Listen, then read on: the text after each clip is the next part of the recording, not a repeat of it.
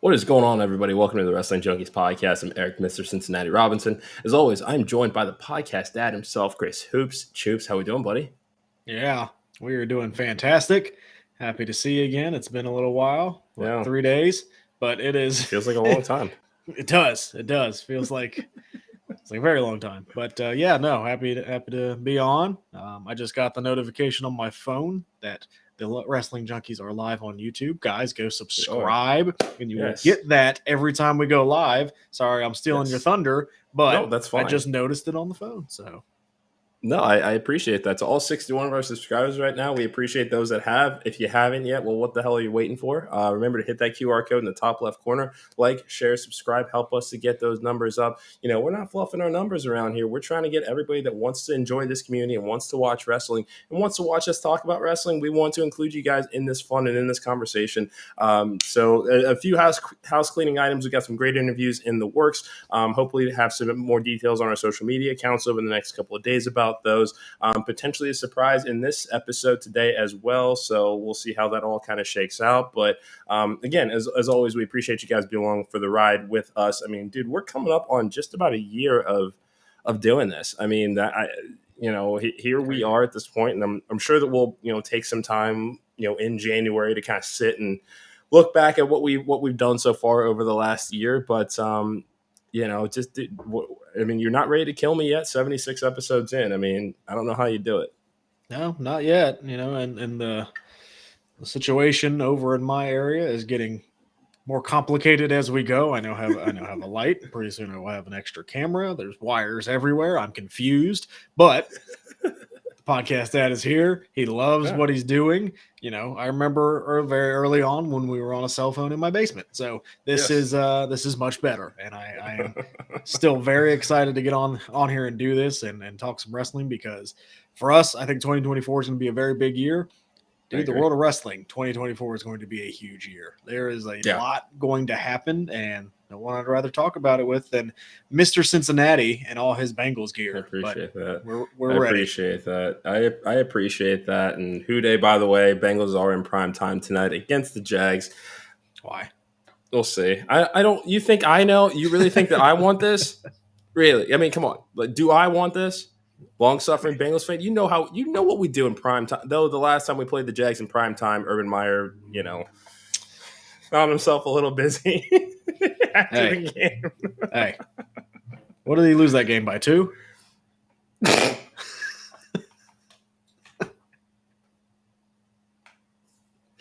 Oh man, I just yep, I got him, folks. If you know, you know. If you don't, Google it. Oh man, that is okay. All right, now we really have to regroup this here. Anyway, it was a busy weekend in wrestling, at least for me, more so than you. You didn't watch a ton this weekend, which it happens. It is what it is. But I found myself not only watching SmackDown, but I watched both GCW events this weekend, and then, today before we got on the podcast, I actually watched Collision. So I have watched everything in detail. So as always, we are not going to have match-by-match results, but I do just kind of want to talk about, or at least kind of bring up some things to you I think that are pretty big deals. We're going to start with SmackDown first. Big story over there, post-War Games. Damage Control continues to be on the outs. Bianca has basically said, I want my shot at EO. I want my title back. Basically, Bayley has said, all right, well, if you want EO's title, you got to go through all of us to get it. So first match, she took on Kairi Sane, defeated Kairi Sane. Sounds like she's making her way through the Damage Control line right here. But it's very telling that, for most of the night, the big decisions and the big segments involving Damage Control, Bayley wasn't really present for. or she showed up immediately after. So it's very clear she's odd man out here in this story. So they are continuing this. Realistically, and this is just kind of to start this, and we'll see where this conversation goes. How much longer do you think that they are going to tolerate Bayley in this group? I think they're probably going to, kick her out sooner rather than later. I think this will probably end up being a WrestleMania match, I would assume, with probably Io and Bayley. Little fun fact that I read online, not to dodge your question, but did you know that Bianca has been feuding with Damage Control since they came back? Oh, wow. Yeah. Like the entire time, it's been Bianca. Yeah, and Becky Lynch has been part of most of that as well. She has had her own issues with Damage Control. Wow. Yeah. Guess I never really thought about that. But, I mean, if there's anybody to have a first feud with, it's Bianca. I think but it's been over a year. End the feud. Long-term storytelling. I mean, and that's what I think is exciting about this right now is that I think that you and I were very quick to say Judgment or Damage Control didn't really like it looked great on paper. Well, yeah, we'll come back to them. But funny. Damage Control looked great on paper when we first saw the return, and then it just kind of stuttered. But it seems like they're starting to regain their footing, and I at least I think it's great that they're finding their footing as they are trying to, or at least in our minds, end this story, which means that we'll get a better end than anything else we've seen from this collective so far. So, I mean, I think that's something to be optimistic about. Yeah. And then the other thing I saw is I did kind of rewatch this match, found it online and just kind of watched some highlights of it. Did Kairi Sane look off? There was a couple spots where it looks like they just didn't communicate very well. And then I went down kind of a rabbit hole in some of the spots in War Games too. She was just kind of off. So I'm wondering if it's her getting reacclimated to a WWE style, or is there that language barrier kind of affecting that right now? But you watched it in more detail than I did. Yeah, I mean, I wouldn't necessarily, and I'm not going to like sound an alarm or anything about it just yet. I would be willing to say that it's more of just the, hey, this is your first, and they made this a point throughout the night. This was her first WWE singles match in about 3 years. Obviously in the War Game situation, multi-person matches, it's a lot easier to just have your spots and kind of, it just makes things easier for you as you return. So I wouldn't necessarily, I'm not going to worry about that too much yet, just because we know how amazing Kairi Sane is. I don't see it any different than kind of what we saw happen with Kota Ibushi when he came in for Blood and Guts. Eventually he did, get his sea legs under him and just kind of leave it at that. So, even Kairi taking a pin here against Bianca, I'm not panicked about that yet. The big story is Bianca, trying to get her hands on Io, and I'd imagine that that's probably going to be that matchup at the Royal Rumble if I had to guess. Yeah, no, I'm okay with it just because it was Bayley that cost Kairi, and it's just going into that whole story again. So I'm cool with Kairi taking the loss. One thing that you have on here that I kind of want to pick your brain about is, are the Bobby and Profits really heels? Why are you asking that? So Bobby Lashley took on Butch. Basically, this match was set up after on SmackDown Lowdown last week, where Butch is in the middle of an interview with Kayla. Bobby interrupts and basically just giving Butch shit.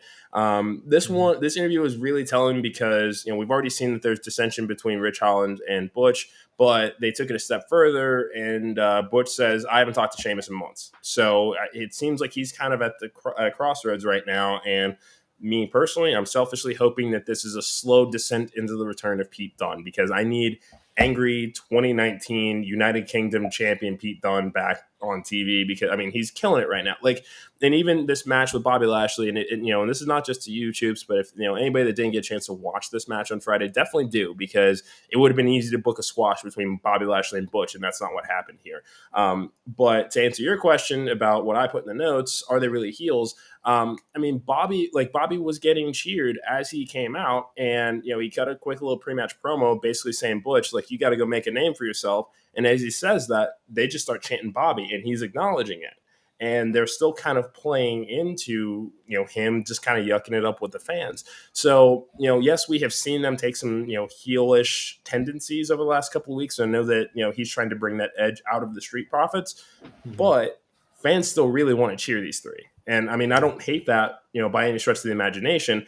I just think that if they are going to make him heels, I think there's got to be a little bit more to lean into that. Something else that I've noticed Montez Ford has been doing as of late, whenever he accompanies Bobby to matches and he's not in any sort of ring gear, he's wearing just one singular right glove. I think he's subtly saying, hey, I'm going to be the right-hand man to Bobby Lashley here. And that could be a nice little tease into what we have both wanted for a very long time, which is a legitimate Montez Ford heel run split with the Street Profits. I don't know. I'm just kind of grasping at straws here and just, reading the tea leaves. Yeah. No, I mean, and, I don't want to compare them yet, to the New Day, but when the New Day debuted, they were baby faces and they were pushed as baby faces and the crowd rejected it.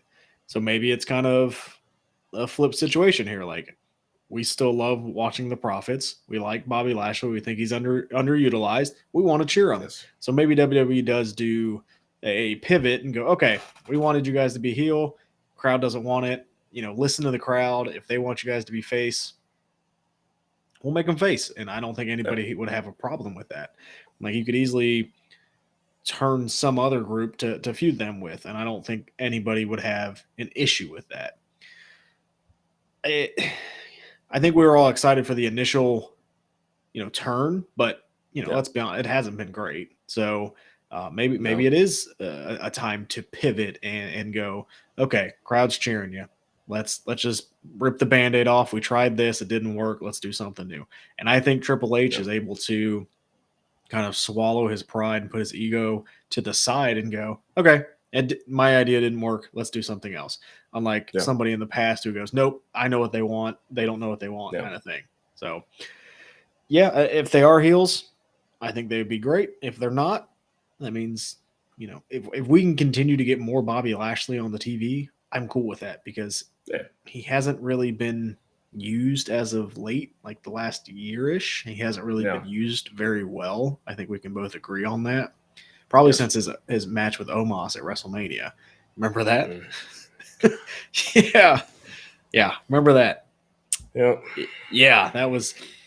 Yeah. So I'm okay if they are face and if they just kind of pull the plug and go, okay, it's not working. Let's make a change.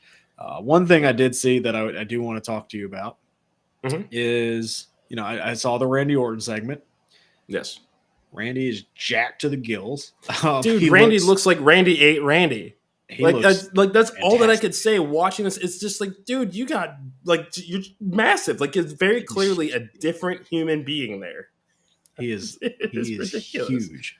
And again, just genuinely looks happy to be back in the ring, back doing what he loves.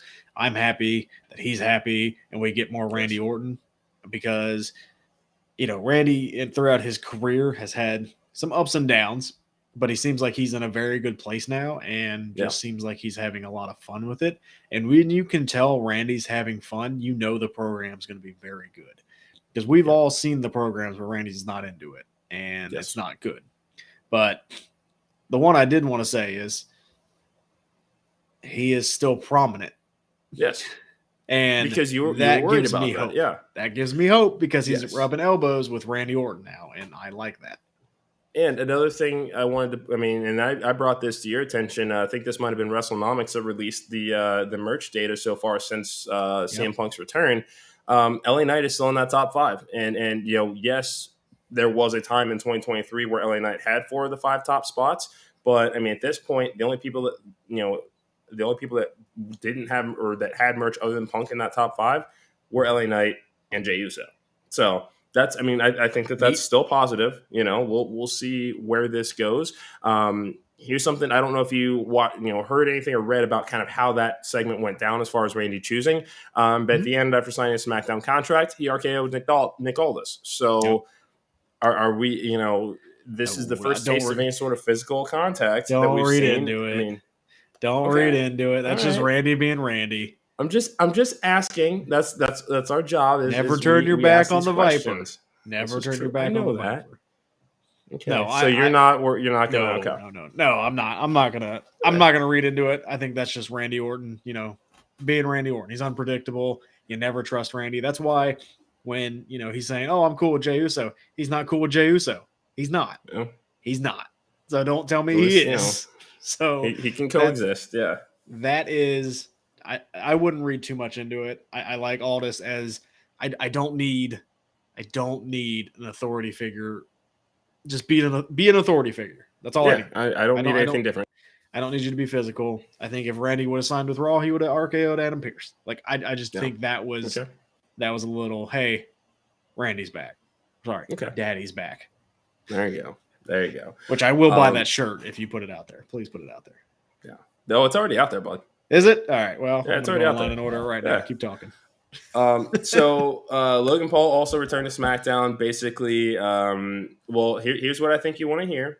There will be a tournament to determine who his next challenger will be. I know you love tournaments. Here are when they're done properly. Here are the 8 contenders that are in this tournament: Santos Escobar, Dragon Lee, Karrion Kross, Bobby Lashley, Grayson Waller, Austin Theory, an unnamed NXT star, and Kevin Owens. Those are the 8. And is Kevin Owens legitimately hurt? That I don't know. I haven't heard anything. They said something. Contrary. It could be an angle, but they said he broke something in his hand. I don't know if that was the angle that. Well, they did kind of make that. They did make a lot of that because I mean it's basically Kevin Owens, Logan Paul kind of jaw jacking. Logan Paul's like, I knocked out Dylan Dennis. I've done all this other shit. So it's probably So it is more of that. But who do you think's the NXT mystery guy? If you had to pick one. If I had to pick one,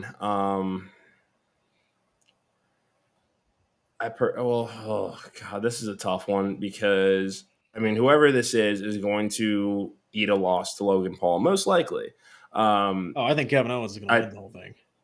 Okay. Well, okay. I mean, okay. All right. Okay. For me personally, my choice would be Tyler Bate. It's time. It's time.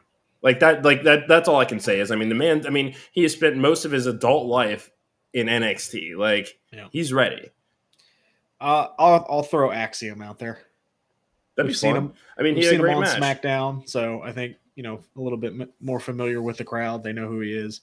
I'll throw Axiom out there, and an Axiom loss won't hurt Axiom. So I think that's what you want to do. Because I do think Kevin Owens is probably the clear winner of this. Maybe a Karrion Kross. Just kidding. Just kidding. I would at least like a good showing from everybody involved in this tournament. That's really all that you can hope for is in this because, when we look at Karrion Kross, he does still feel like, Triple H wants to do something with him. He needs a new gimmick, man. That's what I think. I think he needs a new gimmick. I think him and Scarlett just need to change it up. Get Scarlett on TV a little bit more. Play up their real life. She's so fun with Shotzi. Relationship. She really is. Just make him the cool. Again, I don't want to say the almost Miz, a mini cerebral assassin. No. I don't want to say make him the cool, big, cocky guy that bullies you at the bar because he's got the hot girl, punchable face with a hot wife. Yeah. Well, I'm not punching him though because I know he'd kick my ass. Well, yeah, I mean, because he's like a black belt in jiu-jitsu. I know. Yes. I'm not. Also, but that's what I'm saying. Also, you don't need to know this and probably don't care, but Baron Corbin, I guess, won a gold medal in jiu-jitsu over the weekend. But anyway, back to Karrion Kross. Cool. Yeah, so, I mean, at least it's a chance to get him back on TV, do something with him. That's how I'm going to look at that. Is there still opportunity here? But I do think the larger story, yes, is Kevin Owens, Logan Paul, because there was a lot of just the barbs about knocking each other out and Logan basically being on the fastest rising star. KO's like, I've been doing this for 20 years. I've forgotten more than you've learned, that kind of stuff. Yeah, that's fine. All right, we got to get into Collision because we're already 20 minutes in.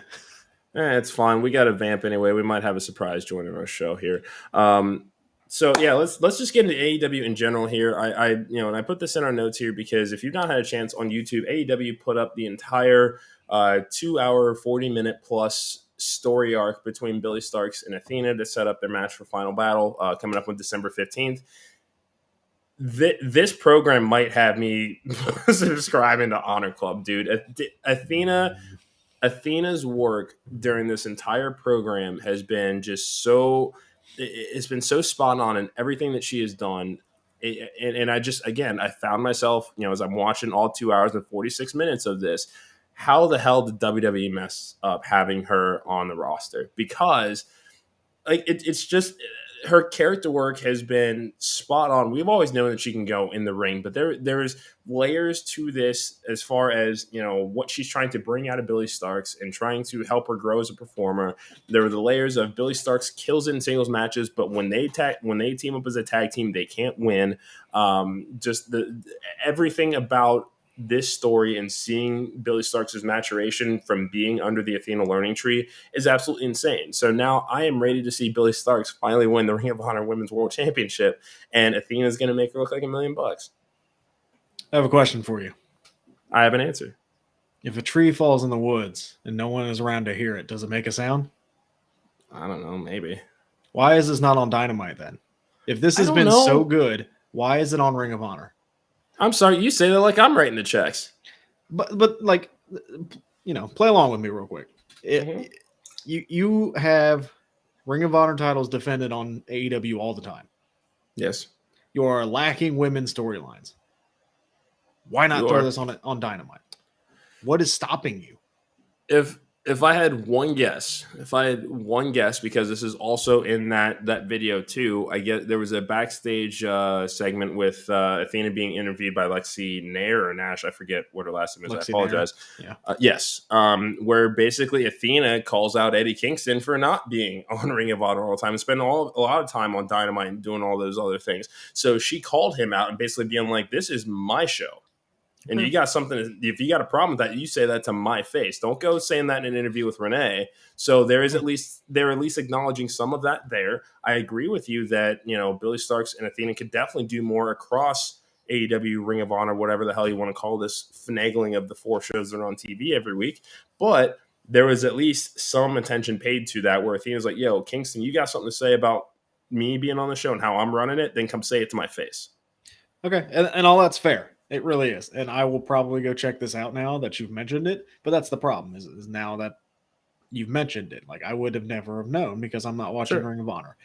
But it seems like they have a lot of good things going with that. So put it on Rampage. Put it on Collision. Like, I don't know. I think there's a missed opportunity there. And when you say WWE missed the boat, I agree. But it kind of seems like AEW is in that same area where it's like you have a pretty big star in Athena who didn't really do much when she got to AEW, and now she's killing it in Ring of Honor, but it doesn't look like it's pushing subscribers. So put her on Dynamite, and you need help in your women's division, and she seems like she would be a lot of help.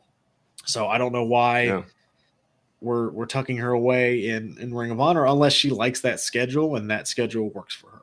And if it does, more power to her. But I will go watch it now that you've mentioned it, because I do like Athena Ember Moon. For those who know her as that, like, I'm okay with that. I will go watch. But I think that maybe throw her on a Dynamite. Put the video package on Dynamite or something like that, just to bring more awareness to it. Is probably my only argument. Yeah, no, I mean, I think that's an extremely fair argument because we find ourselves going back and forth with this all the time as far as like, yeah, there's cool things on Dynamite or on Ring of Honor that's like, I don't know, I shouldn't have to pay for another streaming service to get it, but this story was so well built that it's like, okay, that gives me hope that they can do it again with something else.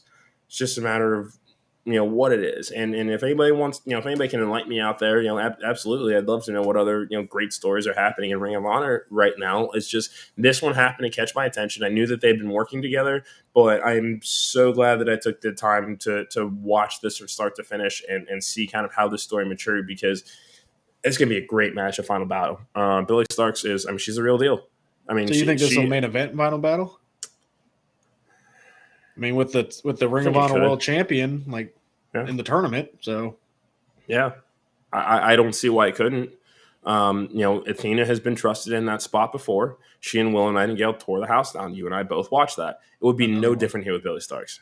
Another one that Again, I feel like I know.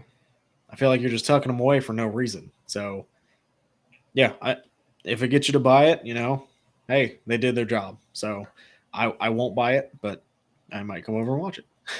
They got me to buy it. Will they get me to keep it? And I just got deja vu saying that because I feel like you've said that to me before too. Yes, I have. How's the Continental Classic going? So admittedly, I missed the first week of this, so I'm still kind of getting my bearings with it. If we're, let's get into Collision. And maybe this is just the wrestling nerd in me, but I absolutely and I don't know why I haven't noticed this before, but usually the cold open pre-tapes that they do, that gives you an idea of what matches you're going to see, that night on programming. I didn't realize that also corresponds with the intro credits, where like for each of those matches that got the spotlight in the cold open, those wrestlers' graphics are in the first half of the full intro of the show, and then it gets to kind of everything else that gets boilerplate. Now I don't know if that's the same thing every week, but it's just I don't know why. I just happened to notice that today, and I thought it was cool. Of course you did. Because I'm junkies. That's what we do. All right, like it's small things. It is. Yeah, exactly. Anyway. No thanks. What? No. Come on. Nope. No, Blink-182 guy. Come on. No, I'm really not. Come on. No. You've been in the car with me. Guy. You know what I listen to. Everything that's like before the year 2000 and like it seems like 2010. That's being gracious. I am being gracious. Yeah, you're damn right. 2005. Yeah, I'm an old soul. Leave me alone. It's okay. You were born at 38. It's fine. Nothing wrong with it. Nothing wrong with it. Take it easy, Parcheesi. No.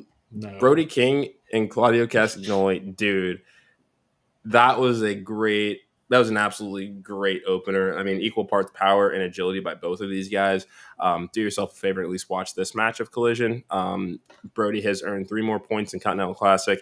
I'm not doing the math to keep up on it, just because round robin just he's leading that's he's leading the blue, but Mox and Swerve are leading the gold. So that was cool. One of the big things I wanted to talk about with Collision here, Abaddon making her return to Collision. I didn't realize that she was 42-4 in her entire AEW career, and then won 43-4. And after she defeated Kiera Hogan, Lights Go Black, Julia Hart's in the ring. So it looks like we've got Julia Hart and Abaddon on the horizon here. Or that would be a great match. Or is she trying to recruit Abaddon? That would be a lot of fun too. That would be a lot of fun too. To kind of be her heater. This is true, but I actually really like where your head's at with that. So I apologize. I got flustered. I got distracted because, dude, we have a surprise guest. Let's let him in. We do. Yeah, absolutely. What is up, guys? Dude, I feel like I announced that I was going to team with you guys and then just completely left the face of the earth for a moment. But hello. Dude, you were radio. You showed up right on time, man. You're the 5th man here in War Games. Like you showed up. Yeah. Dude, hey, I'm here. Barely, but I'm here. That's all right. Better late than never. How you doing, brother? As you see, I'm in a different surrounding than I was the last time that I was on the pod. Yeah. So, dude, actually, that looks great. Yeah, yeah, it's kind of why I haven't been on, is because we've been in the process of moving on top of wrestling and then trying to get this set up to. It's nowhere near finished, but we're getting there. Hey, love that. All right, love that. Well, how are you guys? Man, we're good. Yeah. I'm a little bit nervous because obviously I still have a Monday Night Football game to enjoy tonight, and quite frankly, this ain't gonna be good. I'm nervous too. I'm nervous too because I just heard the garage door, and so that means my kids are home, which I'm terrified of. Dun dun. Pretty much. Man, anyway, Frat Daddy Bryce can't join the show, man. You great to see you. You have had a hell of a weekend, man.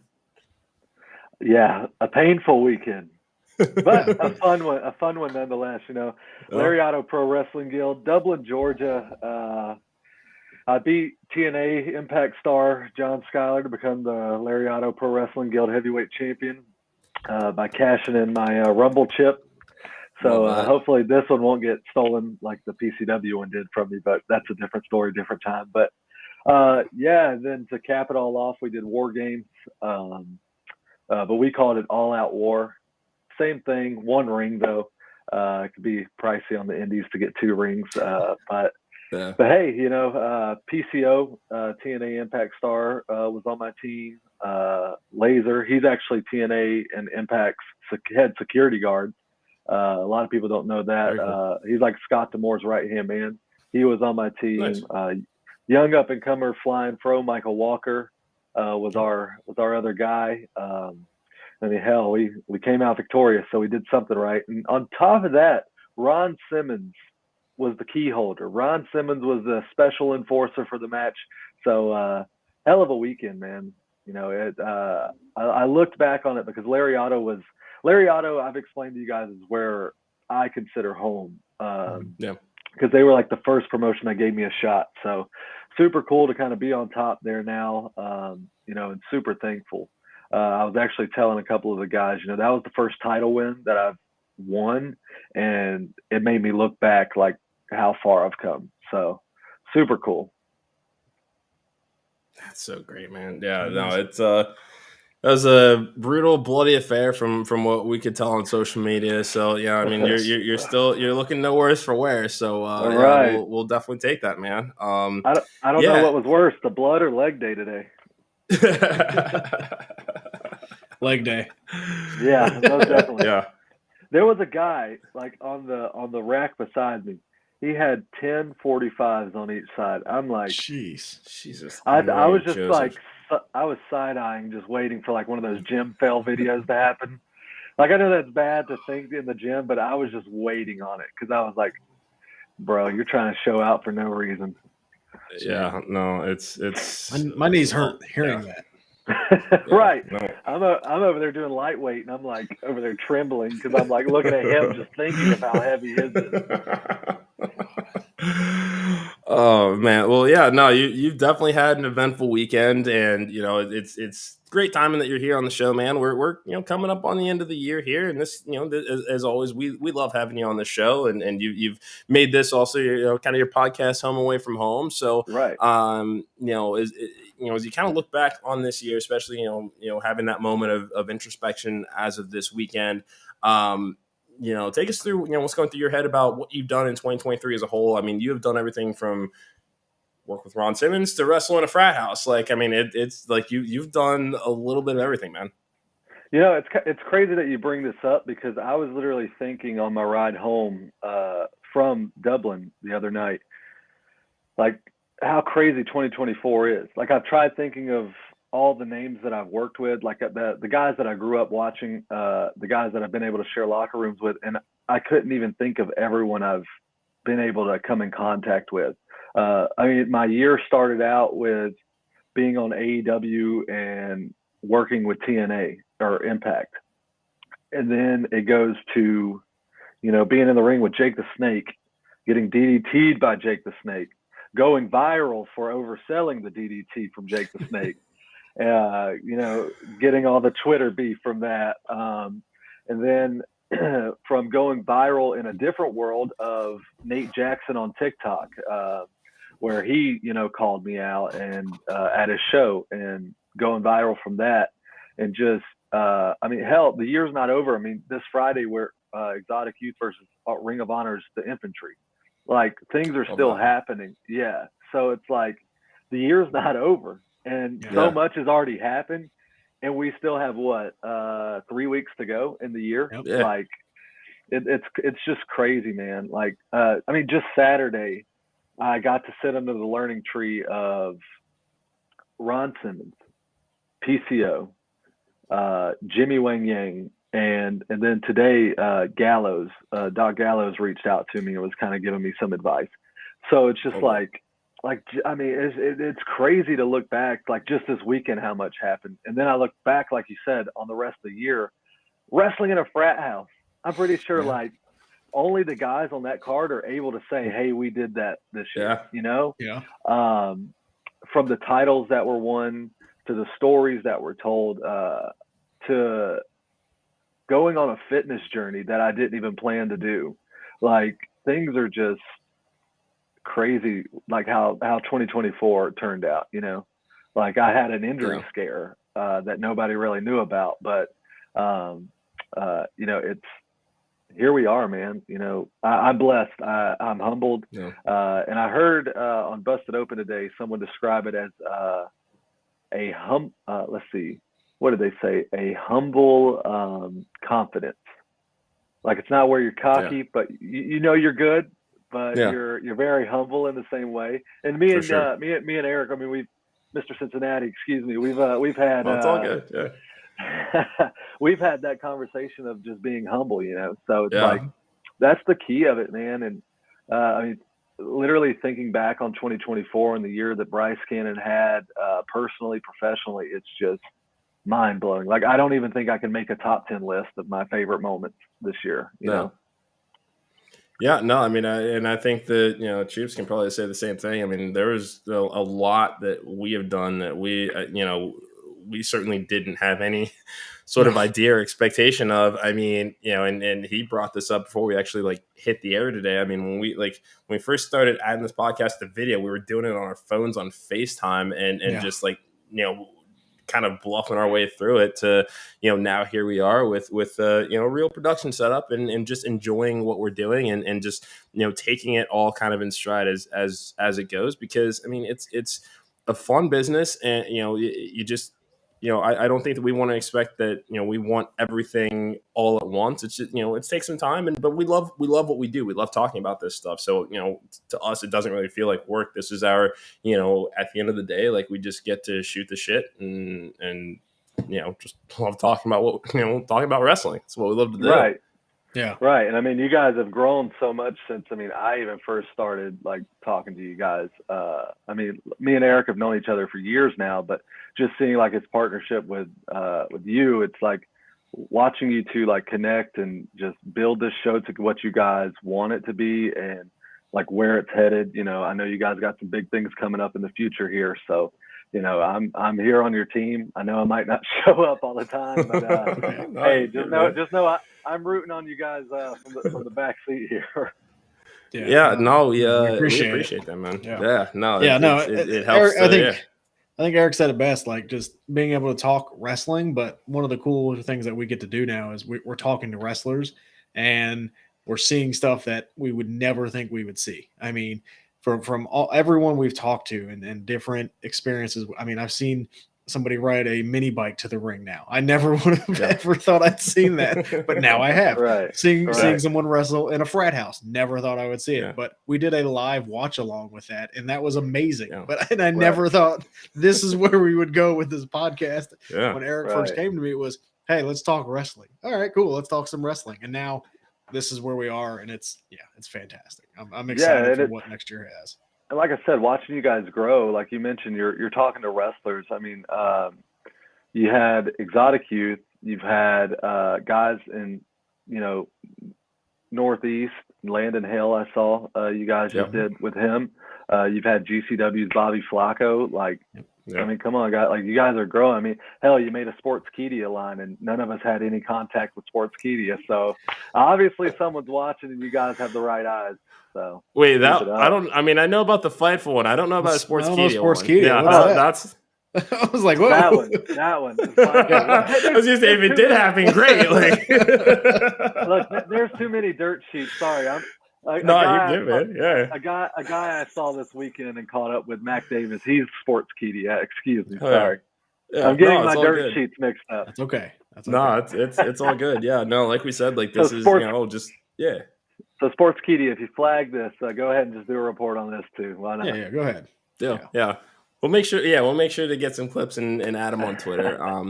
As we're kind of looking, and this has been kind of an episode that went all over the place this weekend. I watched more wrestling than Chris, which is surprising as hell because I feel like I was home a lot this weekend. Surprisingly, yeah, yeah, I know.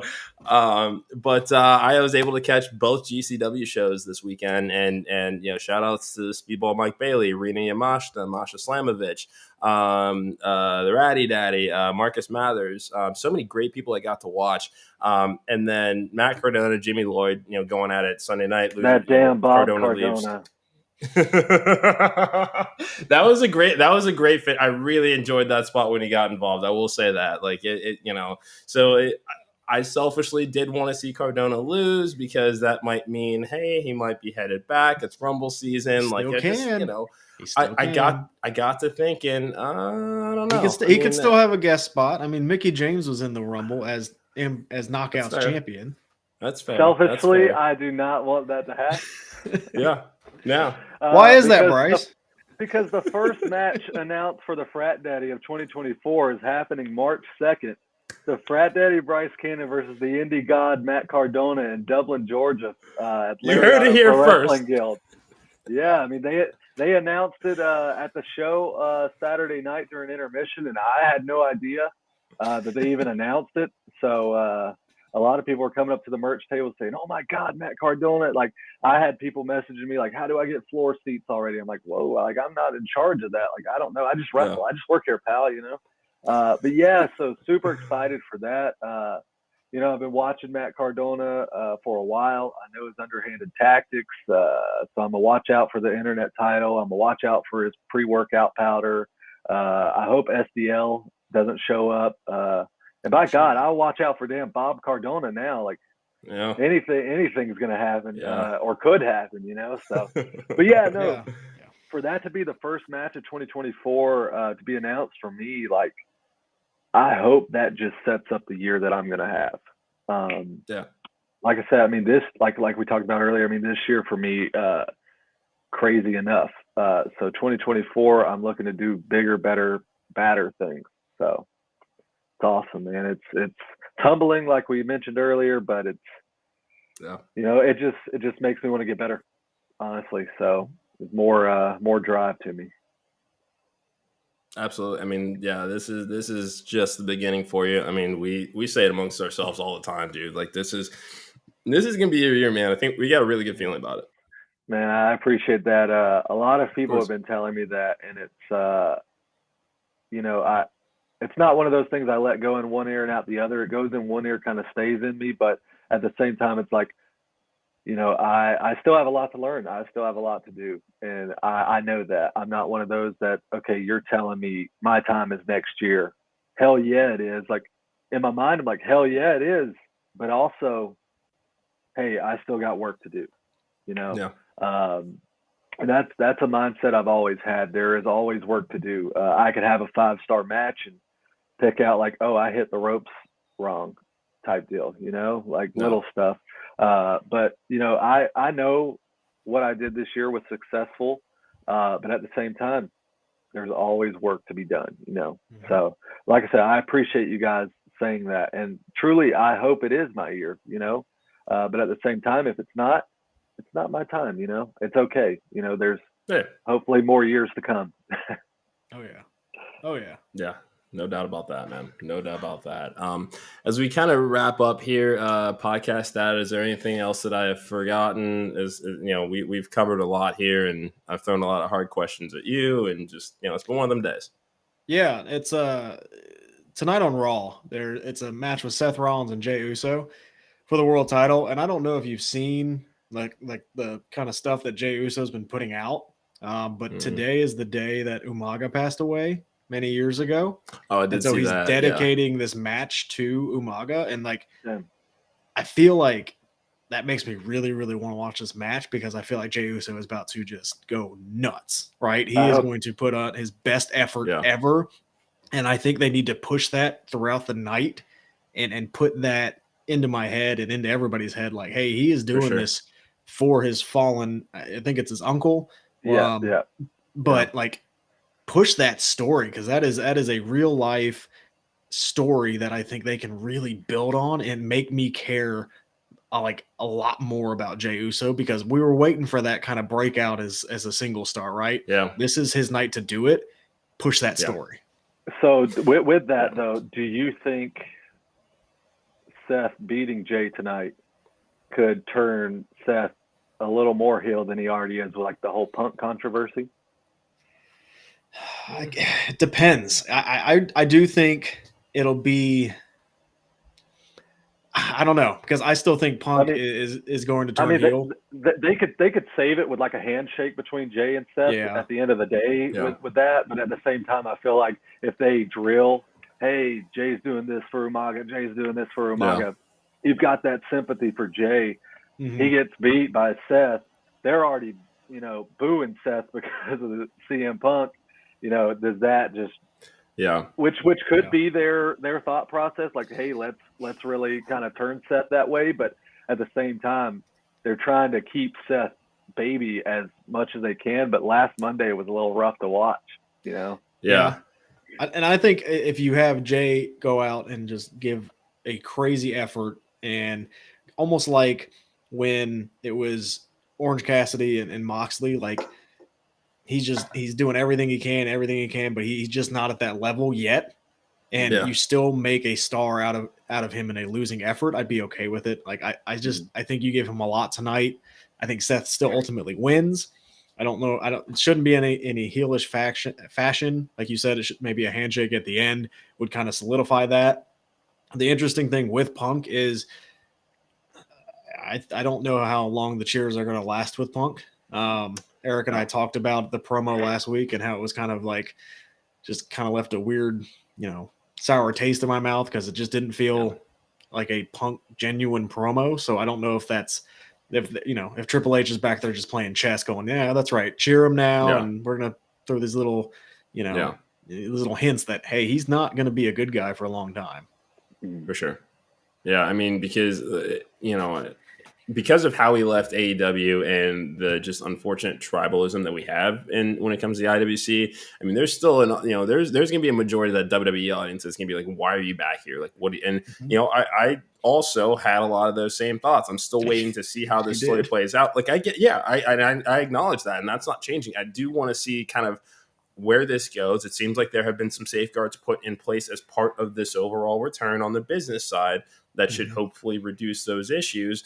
But yeah, this first Punk promo didn't feel very CM Punk like. So I think that I want to see kind of at the end, except for that line at the end. I will give you that. So I don't know if we'll see him tonight. I know he's advertised for SmackDown on Friday, so we might not see him tonight. And I think that would be perfectly fine. I think that this should be about, Seth Rollins, Jey Uso, world title. This is the match that we've been waiting for, because, you said, Chris, you said that War Games was not his breakout moment because that was still a collective affair. Here's his chance tonight against one of the best wrestlers in the world, and I think he's going to show up and show the fuck out. Yep. I agree. I mean, no, I can't disagree with anything you said. I need to see a big singles match from Jey Uso. I'm waiting to see that, and I think tonight is the night we get to see that. Love that. Boys, I think that we've come to the end of the road here. Bryce, as always, thank you so much for joining us. Thank you so much for everything that you've done for us this year, as far as helping us to grow and learn about this crazy business. We greatly appreciate everything that you're doing. Real quick, I know you said you've got some events coming up in December. Just a quick reminder for everybody else what you do have going on for the rest of 2023. Yeah, let's see here. Luckily, I'm professional and have a calendar. So, Friday night, Southern Honor Wrestling in Canton, Georgia. Exotic Youth versus the Infantry. A lot of controversy, conspiracy going on at Southern Honor Wrestling with Exotic Youth and management. So I know, but I love Trish Adora, dude. I'm sorry. Well, I don't think she's going to be here. So damn it. Okay. They don't have their side piece with them.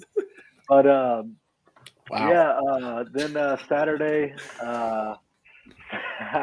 Saturday we got Coastal Empire Wrestling in Savannah, Georgia. Exotic Youth versus the Hierarchy. Fans bring the weapons. This has been a feud that has really gone downhill. Joe and Murder are two guys that I respect in this business. Apart from each other, once they're together, they're just two bastards, really. There's no other way to say it. last show, Peps and I did a little Halloween costume, dressed up as Rock and Roll Express, had the crowd really going. I did see that. Love that. Yeah, got some notice from Ricky there. We actually had Global Wrestling Wear, who makes Ricky and Robert's gear, make our costume or our gear for that match. So it was authentic rock and roll gear, you could say. But I guess they just decided we were having a little too much fun with it because we were whooping their ass, and they decided to bring weapons into play. Stole fans' chairs, started using them on Pepper Bottom while I was laid out. So we said, you know what, you want to be violent? As we saw this past Saturday, I can get a little violent, bloody if I want. So, I said, why don't you want to take the weapons from the fans? Well, why don't they bring us the weapons? So, this Saturday, Savannah, Georgia, fans bring the weapons match. Exotic. Any requests for these fans? Any requests at all? No. The only request I say is no guns. No, keep it legal. Yes. Keep it legal. Yes. Someone bring a VCR. This isn't a death match. We got that match for the Coastal Empire Wrestling Tag Team Turmoil Championships that me and Peps hold. Let's see. The 17th, we've got Southern States Pro Wrestling. They just had to move venues. It was actually supposed to be Sunday. I'm wrestling Chip Day. I used to watch Chip Day when I was like 5, 6 years old here local. Wow. And it's pretty cool to be working him. It's not my first time. I've wrestled him one other time, but this one means a little more. I'm in the best shape of my career, in the best spot in my career, and I really feel like I can prove to him that, I belong, not that little child in the audience that used to be. Other than that, man, it really wraps up my year. Not too much going on there with all the Christmas parties and stuff I'm invited to. I decided to take kind of the rest of the year off. So, if something comes up worthy, I'll definitely take it and post it. But so few bookings there, So that wraps up my 2024, and what a year it's been. Absolutely. And with that note, we are going to wrap up this edition of the Wrestling Junkies podcast. Mr. Cincinnati has a Bengals game to watch. Bryce, stick around for a couple of minutes after the show. Don't you look at me in that tone of voice, Tyler.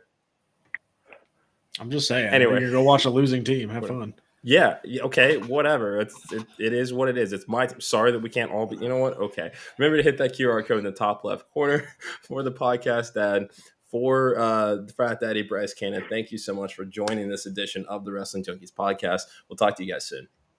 Peace.